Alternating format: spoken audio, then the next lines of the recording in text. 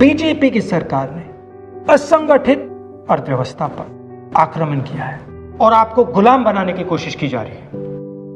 2008 में जबरदस्त आर्थिक तूफान आया, पूरी दुनिया में आया, अमेरिका में, जापान में, यूरोप में, चाइना में, सब जगह आया।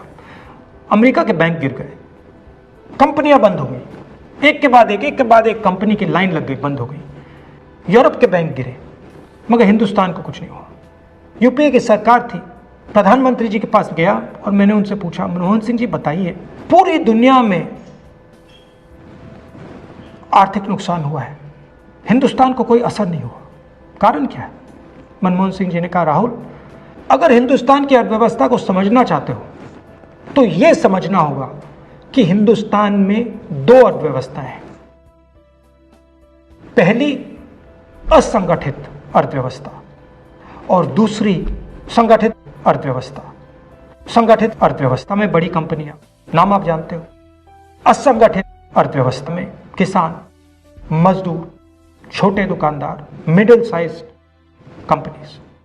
जिस दिन तक हिंदुस्तान का असंगठित सिस्टम मजबूत है, उस दिन तक हिंदुस्तान को कोई भी आर्थिक तूफान छू नहीं सकता। अब आज के दिन आते हैं।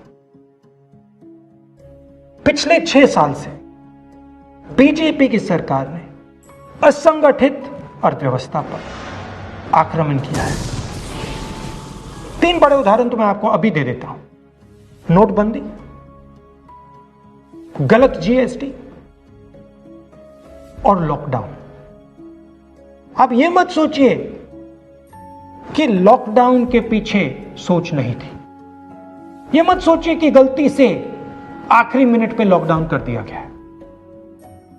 इन तीनों का लक्ष्य हमारे इनफॉर्मल सेक्टर को खत्म करने का है।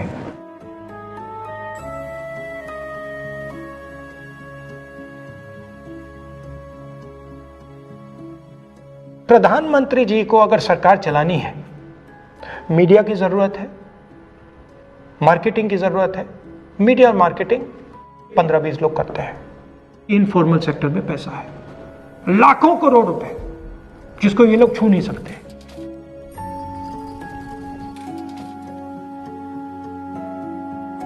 इसको ये लोग तोड़ना चाहते हैं, पैसा लेना चाहते हैं। इसका नतीजा आएगा।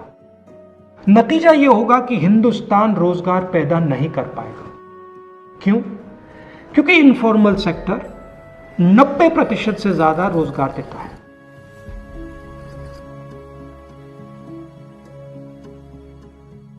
जिस दिन इनफॉर्मल सेक्टर खत्म हो गया, नष्ट हो गया, उस दिन हिंदुस्तान रोजगार पैदा नहीं कर पाएगा। आप ही इस देश को चलाते हो, आप ही इस देश को आगे ले जाते हो, और आपके खिलाफ साजिश हो रही है। आपको ठगा जा रहा है और आपको गुलाम बनाने की कोशिश की जा रही है। हमें इस आक्रमण को पहचानना पड़ेगा और पूरे देश को मिलकर इसके खिलाफ लड़ना पड़ेगा।